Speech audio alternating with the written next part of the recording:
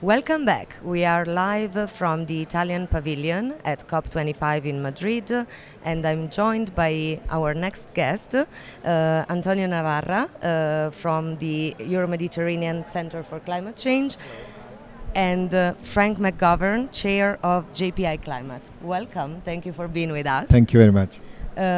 Please continue to follow the conversation using hashtag COP25, We Are Action, and C4C Live. And if you have questions for our speakers, of course, send them over and I'll make sure I'll ask them. Antonio, what is the role of scientific knowledge in support of the work that is being done for the implementation of the Paris Agreement and in support of the United Nations Framework Convention on Climate Change? Well, it's obviously a very important role because this whole problem has an enormous science content because it's based on the results that came from the scientific community, and therefore the continuous implementation of the mitigation measures or adaptation measures are based on the continuous availability of scientific results and new investigations. The climate problem is a very complex problem. It's multi-parametric, it's multidisciplinary, and it has so many areas that we're barely scratching the surface of the problems of that we need to solve and understand before we can get information that is honest, reliable, and accurate. Absolutely. And Frank, thank you so much for joining us. I know that connecting climate knowledge for Europe is the theme of the joint programming initiative JPI Climate. Can you tell us a little bit more about the initiative? Well, JPI Climate is one of a number of JPIs which bring together the research funding agencies of its member states to invest jointly in shared areas of interest. As Antonio said, we need to use science to help us to, one, achieve the goals of the Paris Agreement in terms of maintaining the temperature well below 2 degrees and make efforts to achieve a 1.5 degree stabilization, and also to adapt to the impacts of climate change, some of which are inevitable at this point. And we also need to look at the innovation side, where we find solutions and opportunities for transformation of society and economy. And what's next for JPI? What's next for JPI? I know you have a very busy agenda. We have a very busy agenda. We have a shared strategic research agenda. We are looking to work closely with the new Commission. The new Green Deal is really exciting. We are bringing our own, I suppose, vision of what Europe needs in terms of bringing knowledge from science to policy and to practitioners, and having that ongoing dialogue, which I think there's room for more of that at a European level, and we're looking at options to do that, including development of knowledge hubs on key areas such as carbon neutrality, sea level rise, and climate services to help decision makers in public and private sector in enabling their actions. So public-private partnerships, scientific knowledge, and really this shared message that we heard a lot about here at COP25 of working together as allies to really encourage urgent action and find solutions. Antonio, a question for you. The youth climate movement is growing so fast and is strong and was really represented here at COP25. What do you think is the role of youth, and how can we bring scientific knowledge in a very effective way to youth?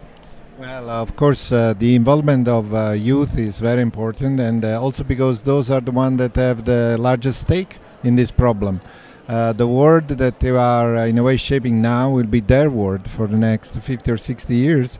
So I think it's extremely important that they're becoming aware of what the consequences of today's actions are on their life and the world in which they're going to live. So I think this is very important. I also welcome the kind of interest that they're taking for climate science. I think that is in a way part of the moment where vocational decisions are taken. And so it's important that this kind of impressions also from an emotional point of view arrive at this age, because maybe they can embrace a scientific career, which we need very much, because the structure of the knowledge system is not really ready. In some sense, society has complex problems, and the academic system have departments. They don't map one on the other, and so we need to build a new knowledge system that is based on strong interdisciplinary links, on the value of collaborations with respect to a sort of turbo competition that is prevalent today even in academia. So it's a new world, there's a new approach to knowledge and to investigating the world, and I think the young people now are starting to understand that they have a very important role to play. Wonderful. And a joint shared question for both of you.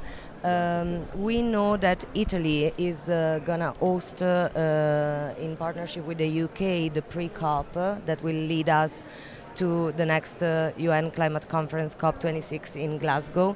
What are your hopes for the work that is being carrying on and for the next COP as well? Well, I suppose clearly we have to get an outcome from here. Each COP builds incrementally on the previous one, so we need to get some good outcomes from COP25. COP26, one of the features has been science. Chile has put science very firmly on the agenda here. I know the UK is looking at science and bringing science into the process more strongly. We're looking forward to the next IPCC reports. Absolutely. They will be published. We've also had the special reports that have been presented here. So bringing the best and most current science into the process, and also, I suppose, as Antonio just said there, energizing people to join in scientific endeavours and to work to find the solutions through science will, I think, be a key theme for COP26. And I hope Antonio will back me up on this. Well, no, I totally agree with you. I support what you said. Of course, Italy is very happy to be part of this process at a very important juncture of the COP journey, I would say. It's a long journey, since some of us have been in these COPs for many years. But it's a very complex problem, and so, as Frank was saying, it's incremental. And it may not be so evident, but every year a small step is made forward. So I think that is very important. Next year we're also going to be the first stocktake period for the Paris Agreement. Yes. So I think it's going to be a very important moment. And so we're all looking forward to a very exciting moment that we'll try to prepare that with a number of initiatives that will, in a way, prepare the discussion and lay down the themes, and so that we can have a meaningful conversation at COP26. Wonderful, absolutely. Thank you so much to our guest, Antonio Navarra, from the Euro-Mediterranean Center on Climate Change, and Frank McGovern, chair of the JPI initiative. Thank you so much for being here with us today. We are going to be back live in just a few minutes with the next speaker. Thank you. Thank you. Thank you.